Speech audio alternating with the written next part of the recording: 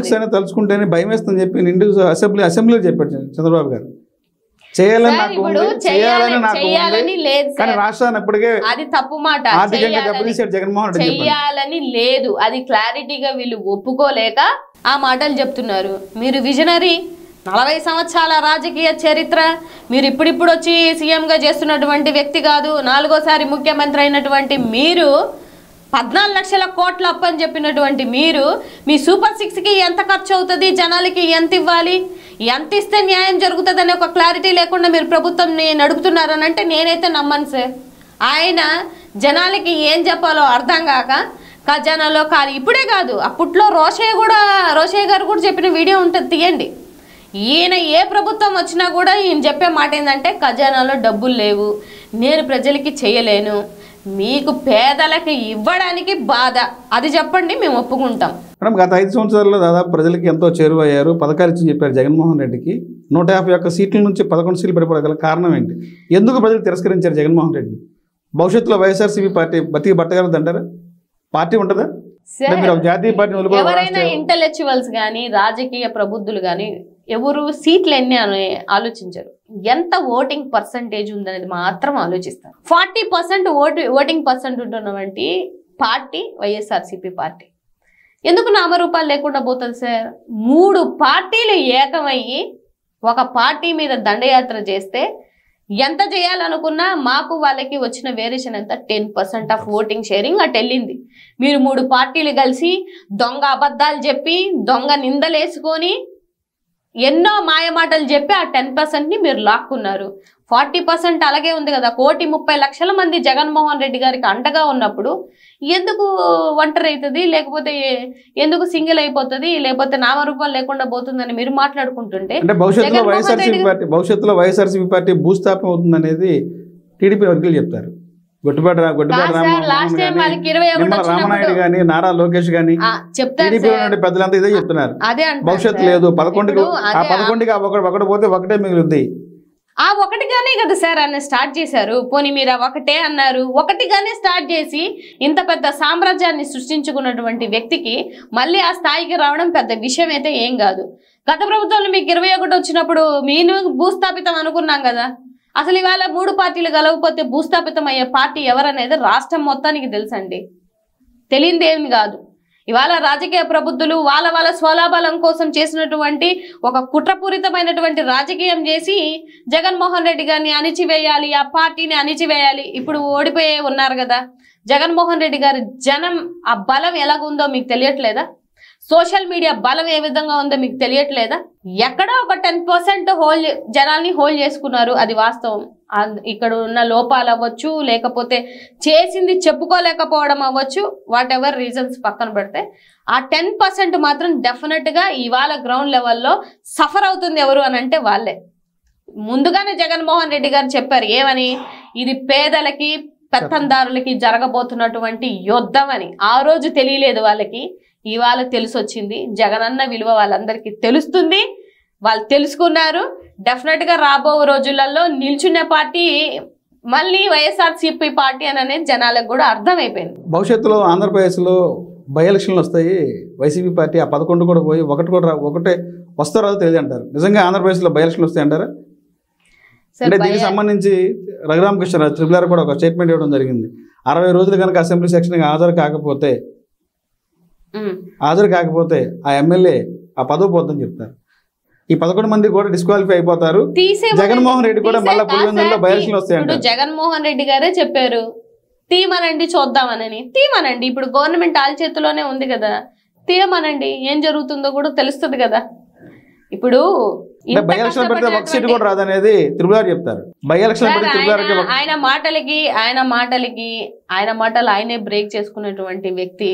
ఏ party నుంచి ఆయన అక్కడికి వెళ్ళాడని అందరికీ తెలిసినటువంటి వ్యక్తి. సో ఆయనకి అంబేద్కర్ గారి మీద ఎంత అభిమానం ఉందో మాకు తెలుసు పర్సనల్ గా. ఇవాళ ఆ సీట్లో కూర్చున్నారని అంటే ఆ దేవుడు ఇచ్చినటువంటి రాజ్యాంగాన్ని బట్టి మీరు అక్కడ కూర్చుంటున్నారు. ఈ నెల 24 నుంచి కూడా అసెంబ్లీ సెక్షన్ ఉంది. వైఎస్ఆర్సీపీ పార్టీ ఎమ్మెల్యేలు, మాజీ ముఖ్యమంత్రి అసెంబ్లీకి వెళ్తారు. వైసీపీ పార్టీ పేర్లు ఎందుకు లేకని చెప్పడం, మీరు ఏదన్నా డిబేట్లకు వెళ్తుంటే ఓ పక్క టీడీపీ, ఒక పక్క బీజేపీ, ఓ పక్క జనసేన, యాంకర్ కూడా మమ్మల్నే దాడి చేస్తుంటారు వాళ్ళు. మనకేమో వాళ్ళకేమో 10-15 నిమిషాలు టైం ఇస్తారు. మనం ఏదో మాట్లాడుతుంటే 10 సార్లు నలుగురు అడ్డుపడుతున్నారు. అంటే జనాలకి చెప్పాలి అనుకునేది కూడా వాళ్ళు వెళ్ళనీయకూడదు అనేది వాళ్ళ ఆలోచన విధానం. ఇవాళ అసెంబ్లీలో కూడా ఆయన డే ఫస్ట్ వెళ్ళినప్పుడు మీ వెకిలి నవ్వులు, వెకిలి చేష్టలు మేమే వద్దంటున్నాం సార్, మేమే వద్దంటున్నాం, మేమే కోరుకుంటున్నాం. మా నాయకుడికి అక్కడికి వెళ్ళి మీరు చేసే వెకిలి చేష్టలకి మేము ఆయన ఇబ్బంది పెట్టడం, జనాల కోసం ఇబ్బంది పడడం మాకు ఇష్టం లేదు. అంటే ప్రజలు మీకు ఓట్లేసింది అసెంబ్లీకి వెళ్ళి అసెంబ్లీలో రాష్ట్ర సమస్యలను ఆయా నియోజకవర్గ సమస్యలను పరిష్కరించాలి, అభివృద్ధి చేయాలనేది మీకు ఎమ్మెల్యేలుగా ప్రజలు ఓట్లేసారు. ఇప్పుడు ప్రజల పక్షాన ఎవరు సార్ పోరాడుతుంది? వాయిస్ ఆఫ్ వాయిసెస్ లుగా ఇంతమంది ఎందుకు వచ్చాం సార్? కరెంటు బిల్లుల మీద ఫైట్ చేసింది ఎవరు సార్? వచ్చిన అసలే 8 నెలలైంది సార్, ఓడిపోయిన 2వ నెల నుంచి స్టార్ట్ చేశాం కదా సార్ మేము ప్రజల పక్షాన నిలబడ్డాం. ఏ రోజు జగన్మోహన్ రెడ్డి గారు ఇంకో కొన్ని పార్టీలు గతంలో వీళ్ళ పార్టీలు ఎప్పుడు సార్ వచ్చాయి? 3 ఇయర్స్ తర్వాత ఎలక్షన్లో, కార్పొరేషన్ ఎలక్షన్లో కూడా నిలబెట్టుకోవడానికి క్యాండిడేట్లు లేక మొన్న ఎలక్షన్లో కూడా ఎమ్మెల్యే క్యాండిడేట్లను లాస్ట్ మినిట్లో నిలబెట్టుకున్నటువంటి పరిస్థితిలో ప్రతిపక్షంలో వీళ్ళు ఉంటే, ఇవాళ జగన్మోహన్ రెడ్డి గారు వచ్చిన 2 నెలలకి అందరినీ మొత్తం కమిటీలని మొత్తం ఆయన సిద్ధాంతపరంగా ఉన్నటువంటి వ్యవస్థను మొత్తం మళ్ళీ రీస్టార్ట్ చేసినట్టుగా బూస్టప్ ఇచ్చుకొని అందరినీ నడిపించుకొని వెళ్ళి కరెంటు బిల్లుల విషయంలో కానీ, రైతుల విషయంలో కానీ, స్టూడెంట్ విషయంలో కానీ, వాళ్ళ ఫీ రీయింబర్స్మెంట్ విషయంలో కానీ, ఆడపిల్లల మీద అగత్యాలు జరుగుతుంటే ఏ కార్యక్రమానికి వైఎస్ఆర్సీపీ వెళ్ళలేదో చెప్పండి సార్. ఫీజు రీయింబర్స్మెంట్ పోర్ అనేది ఇప్పటికే 2 సార్లు పోస్ట్ పోన్ అయింది. ఎన్డీఏ కూటమి భయపడుతున్నారా లేదంటే దేని వల్ల పోస్ట్ పోన్ అవటం? పోస్ట్ పోన్ వీళ్ళు భయపడిపోయి ప్రతిదానికి ఒక వంక పెట్టుకుంటున్నారు. ఇప్పుడేమో ఎమ్మెల్సీ ఎలక్షన్ ఉంది, మేము ఆల్రెడీ లెటర్ కూడా పెట్టడం జరిగింది పార్టీ సైడ్ నుంచి, మాకు పర్మిషన్ ఇవ్వండి అని. ఆ పర్మిషన్ ని రద్దు చేయించింది కూటమి ప్రభుత్వం, మీరు చేయడానికి వీలు లేదని. భయపడుతుంది వీళ్ళు, జగన్మోహన్ రెడ్డి గారిని చూసి భయపడుతుంది వీళ్ళు, జగన్మోహన్ రెడ్డి గారి సైన్యం చూసి భయపడుతుంది కూటమి ప్రభుత్వం. జగన్మోహన్ రెడ్డి గారికి భయం ఎందుకు ఉంటుంది సార్? నాగమల్లి శ్రేణి ఎవరు అసలు? మీ రాజకీయ మీ కుటుంబ నేపథ్యం ఏంటి? మీరు ఎలా వచ్చారు రాజకీయాల్లో? సార్ నాకైతే ఏ రాజకీయ బ్యాక్గ్రౌండ్ అయితే లేదు. మా నాన్న ఒక గవర్నమెంట్ ఎంప్లాయ్, మా తాత ఒక గవర్నమెంట్ ఎంప్లాయ్. మీ స్వగృహం ఎక్కడండి? నాది ప్రకాశం జిల్లా. ప్రకాశం జిల్లా బేస్తవారిపేట నా స్వగృహం. సో నా స్కూలింగ్ అంతా అక్కడే అయింది. ఓన్లీ ఫర్ ఎంబీఏ నేను ఎంబీఏ చేశాను. ఎంబీఏ అండ్ పిహెచ్డి వైజాగ్లోనే చేశాను. సో బ్యాక్గ్రౌండ్ అంటే ఏం లేదు కానీ చిన్నప్పటి నుంచి ఈ లీడర్షిప్ క్వాలిటీస్ నా ఊహ తెలిసినప్పటి నుంచి. పిల్లలు ఇంకా లేరు సార్, మా హస్బెండ్ బిజినెస్ ఫీల్డ్ లో ఉన్నారు. నేను ఒక కాపు కులస్తుని మ్యారేజ్ చేసుకున్నాను, పెద్దలను అంగీకరించే మ్యారేజ్ చేసుకున్నాను. సో ఆయన సపోర్ట్ ఎస్పెషల్లీ మీ మీడియా ముందు కూడా చెప్పాలి, ఒక మహిళ వెనక్కి లాగాలి అనే మగవాళ్ళు ఉన్నారు, ఒక మహిళని ముందుండి నడిపించే మగవాళ్ళు ఉన్నారు. అలాంటి ముందుండి నడిపించే కోవలో నా భర్త కాబట్టి నేను మొట్టమొదటి వ్యక్తి అని నేను అనుకుంటాను. ఎందుకంటే sir it's not a easy to survey. సొసైటీలో ఎన్నో ఉంటాయి సార్. ఇవాళ మేము ఇక్కడికి వచ్చి కూర్చున్నాము అని అంటే నిజంగా చెప్పాలి అంటే అవసరం లేదు. మేము వెల్ సెటిల్డ్ ఫ్యామిలీ. ఇప్పుడు వచ్చి సొసైటీ కోసం పోరాడాలి, మహిళల మీద స్పందించాలి, ఇది మా నిబద్ధత. మేము జెన్యూన్గా సొసైటీ మీద మాకున్న కన్సర్న్. అందుకనే నేను 10 సంవత్సరాల క్రితం ఎన్జిఓ స్టార్ట్ చేయడం జరిగింది. నా బ్యాక్గ్రౌండే ఎన్జిఓ నుంచి వచ్చాను. ఆమె సోషల్ యాక్టివిస్ట్. ఇప్పటికీ నేను అదే చెప్పుకుంటాను సార్. పొలిటికల్ వ్యక్తి నేను చెప్పుకోవడమే నాకు ఇష్టం లేదు. ఎన్జిఓ రూట్ లో ఉన్న వాళ్ళు ఈ రాజకీయాల్లోకి ఎలా వచ్చారు? నేనేమనుకున్నానంటే సార్, బేసికల్ గా ఒక ఎన్జిఓ బ్యాక్గ్రౌండ్ అంటే సేవా దృక్పథంతో సేవ చేసుకునేదే. రాజకీయం కూడా సేవ చేసుకునేదే సార్. ఇవాళ కొంతమంది రాజకీయ నాయకులు దీన్ని నిజంగా ఏదో కుళ్ళు రాజకీయాలుగా తయారు చేశారు, కానీ ఇది ఒక ఆపర్చునిటీ, ఏది పబ్లిక్ ని సర్వీస్ చేసుకోవడం అని. నేనేమనుకున్నానంటే ఇంత సేవ చేస్తున్నా కదా ఇక్కడ 10 ఏళ్ల నుంచి, ఇంకా ఎక్కువ చేద్దాము రాజకీయంగా వెళ్తే. కొంతమంది పెద్దలు సలహాలు ఇచ్చారు, మల్లీశ్వరి నీలాంటి అమ్మాయి నిస్వార్థంగా పనిచేస్తుంది వెళ్ళాలి అని. కానీ ఇక్కడికి వచ్చిన తర్వాత చూస్తే సినారియో డిఫరెంట్గా ఉంది. అనుకున్నది వేరే, ఇక్కడ జరుగుతుంది వేరే సార్. కానీ నిస్వార్థంతో పనిచేసినటువంటి లీడర్లని, నాయకత్వాన్ని ఎప్పటికీ ప్రజలు ఇవాళ తెలుసుకోలేకపోయినా రేపొద్దున కూడా తెలుసుకుంటారు. చాలా మంది మీకు గత పక్క పార్టీలో నేను అసెంబ్లీ ఇన్ఛార్జి చేసున్నాను, బీజేపీ చేసున్నాను, పైకరావుపేటకి అసెంబ్లీ ఇన్ఛార్జ్ చేసున్నాను. అప్పుడు ఇన్ని కోట్లు పెడతారా అని అంటే నేను పర్సనల్గా ఫీల్ అయ్యేది ఏంటంటే, 100 కోట్లు పెట్టిన వాడు ఆ 100 కోట్లు మళ్ళీ ఎలా తెచ్చుకోవాలని ఆలోచిస్తాడు. నేను పర్సనల్ గా ఫీల్ అవుతాను.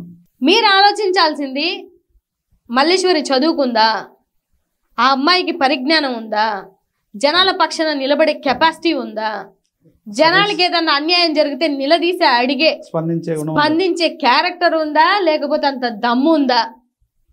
ఇవి కదా చూడాల్సింది. ఇవి లేవు సార్.